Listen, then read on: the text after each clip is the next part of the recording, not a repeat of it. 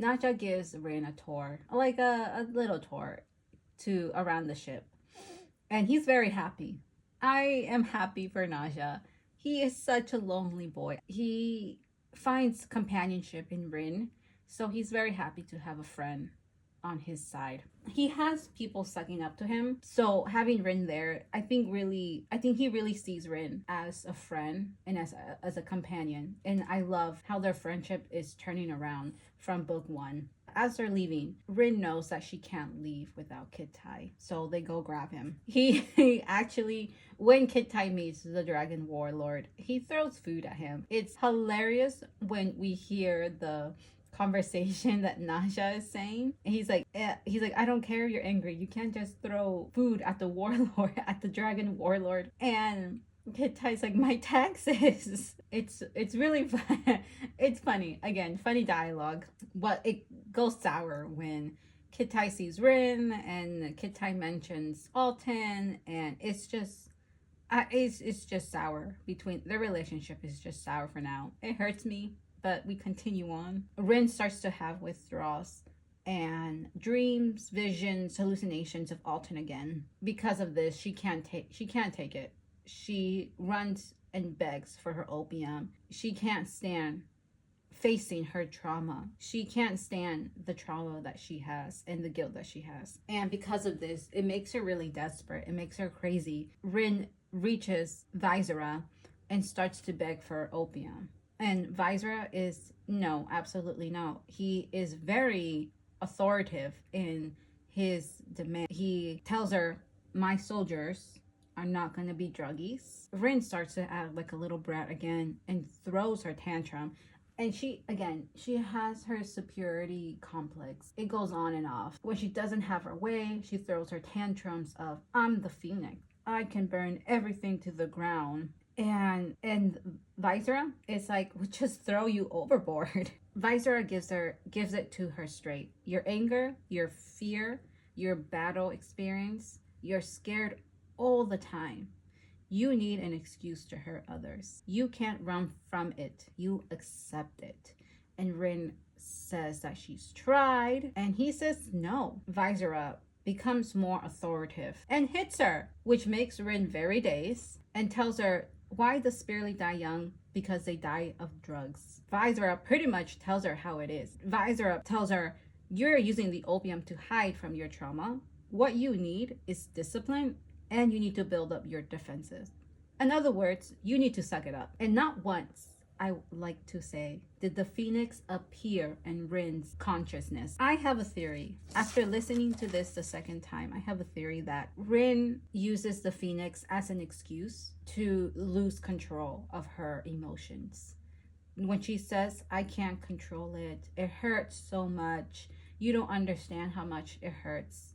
No, Rin, those are not excuses you can give to one the psych who also have experienced the same thing and are experienced the same thing. You can't give that excuse to someone in higher power because they don't freaking care. She, not once did the phoenix pop up in this whole situation. She is at her worst. She is feeling the pain, but not once did the phoenix say anything to her. I think Rin is using the phoenix as an excuse for her pain, an excuse for her to not feel anything. If you really don't want this feeling of guilt and pain, those headaches that you feel would be a relief. Wouldn't you say? They're masking the memories that you created, that you've had. And I also want to point out that when Visera hits her, it's like a callback to Alton also hitting her. I have another theory between Rin and taking orders from individuals, but that's until book 3. In this whole part, when she's being told off again, but this time by Visera, I don't feel sorry for her at all. I feel bad that she is experiencing trauma. Of course, I feel bad. I'm not inhumane in that way, but I just don't feel bad for her because she is not doing anything to make it better. She is constantly complaining about her pain. She's constantly complaining about her guilt, and that she keeps saying it over and over again that she feels guilty, but she's not doing anything about it. I am someone who takes Tylenol the second I feel pain, so I understand that her opium is her Tylenol, But you need to do something about that pain. Do you honestly think that I'm always going to take Tylenol for that pain? No, I have to suck it up sometimes because I know I'm taking way too much. I need to pull back when I'm taking Tylenol. So I have to do other things. I have to do other methods. I'm much older than Rin.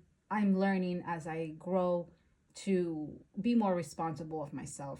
Rin is still very young, but it's hard to see her. It's hard to hear her constant cycle of complaints, and it's I need her to snap out of it. I know it's just the beginning of the book, so I'm always looking forward to a point where she does snap out of it, where she does take responsibility. Unfortunately, that does not happen. But we continue on. As a reader, I'm always hoping for my protagonist to mature much more throughout the series. But from right now, in this moment of the book, Rin is still acting like the baby she is, the irresponsible child that she is. While she's having her withdrawals, she sees the vision of Alton again. I feel maybe that she is blaming Alton too much, like Alton's physical memory or physical figure of him, but he's gone. He can't hurt you anymore, Rin.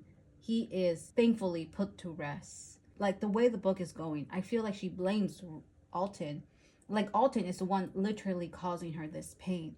But the only one causing this pain is herself. And then when she's in her withdrawals, she actually finds relief in Visera's tough love and abusement. She's stuck in this abusive cycle. She ever since she was young, she's learned to always, be alert.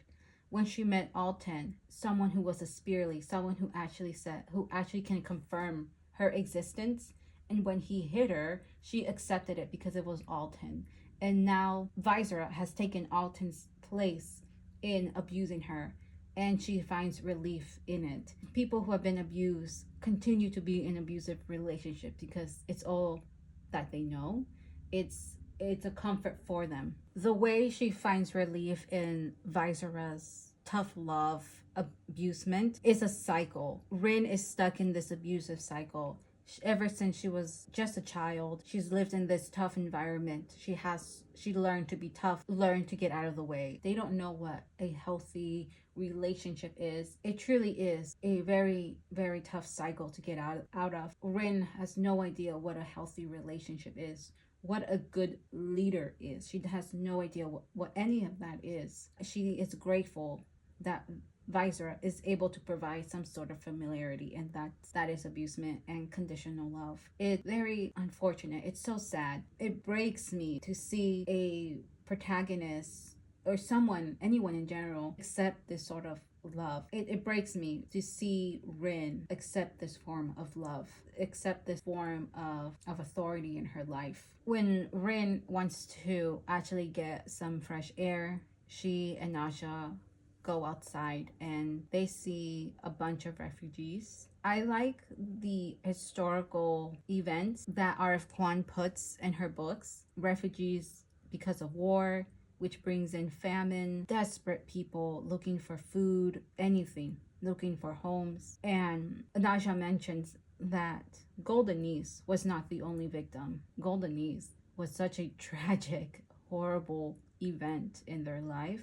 To know that it happened in other places is very horrifying to think of. Rin asks why there's no help and where are they going. The refugees are running from the disbanded soldiers that are causing mayhem. Rin thinks she brought peace, but Naja says no, you brought victory, which is very important again because it kind of relates to book 3. Yes, there is victory, but there's no unity. I also want to point out that there is no right or wrong side. In war, one side has their own perspective, the other side has their own perspective. They continue their conversation as to why can't we give them money? Why can't we give them food? Naja again explains that money, where are you going to spend this money?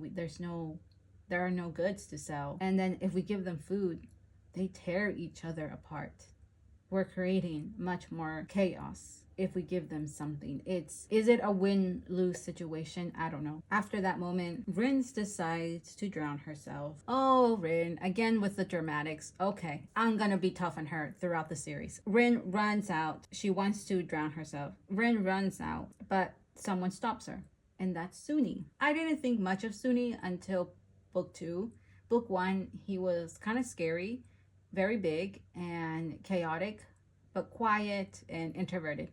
In book this moment is the reason why the ending of book 2 destroyed me. In this moment, Suni, quiet, withdraw Suni, shows kindness to Rin. Suni tells a story about the Monkey King or the Monkey God and the goddess, the Moon Goddess, and how Alton would tell this story to Suni to calm him down. And it just, even though I don't like Alton, I really don't like Alton. I think he was a very troubled person. Alton knew how to take care of the psych.